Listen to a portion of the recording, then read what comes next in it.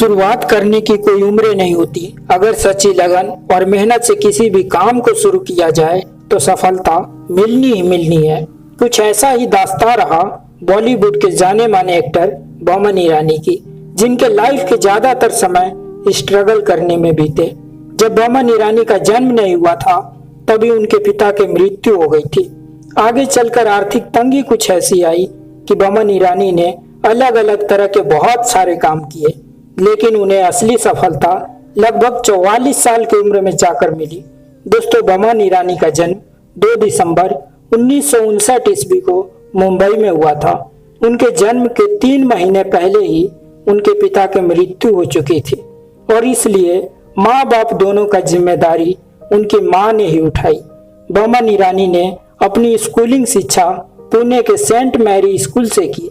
दरअसल बोमन ईरानी बचपन में बहुत ज्यादा तुतलाकर बोला करते थे।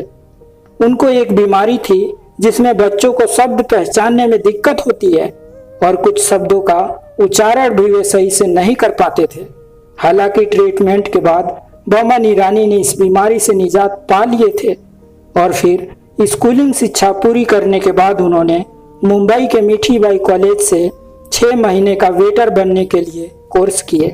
कोर्स कंप्लीट हो जाने के बाद ताजमहल पैलेस इन टावर जैसे नाम के एक होटल में वेटर और रूम सर्विस स्टाफ के तौर पर काम करने लगे और इस तरह बोमन ईरानी की उम्र करीब 32 साल हो चुका था।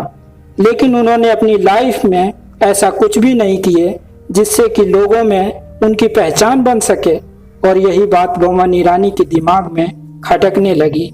इसलिए उन्होंने कुछ नया करने का सोचा और फोटोग्राफी का काम करना शुरू कर दिए। सन 1991 ईस्वी में उन्होंने वर्ल्ड बॉक्सिंग चैंपियन में भी फोटोग्राफी की। उसके लिए उन्हें अच्छे खासे पैसे मिले। इस तरह उन्होंने एक्टर बनने के बारे में सोचा और 1981 से 1983 तक एक्टिंग कोच हंसराज सिद्दकी से ट्रेनिंग भी ली और फिर अपने शौक को पूरा करने के लिए बोमन ईरानी ने बहुत सारे थिएटर शो भी किए। आगे चलकर बोमन ईरानी फैंटासिएट और क्रैक जैक जैसे बहुत सारे विज्ञापनों में भी काम किए। फिर विनोद चोपड़ा ने उनके टैलेंट को पहचाना, जिसके बाद उन्होंने बोमन ईरानी को बुलाकर 2 लाख का चेक देते हुए उन्हें अपनी अगली फिल्म के लिए साइन कर लिए। बोमन ईरानी पहली बार बॉलीवुड फिल्म मुन्ना भाई MBBS में नजर आए, जिसे राजकुमार हिरानी ने डायरेक्ट किया था।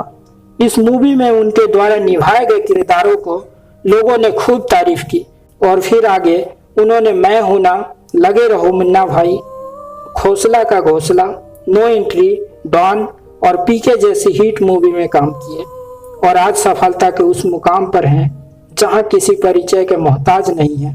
तो दोस्तों, आज के लिए बस इतना ही। Thanks for watching this videos. Wish you all the best.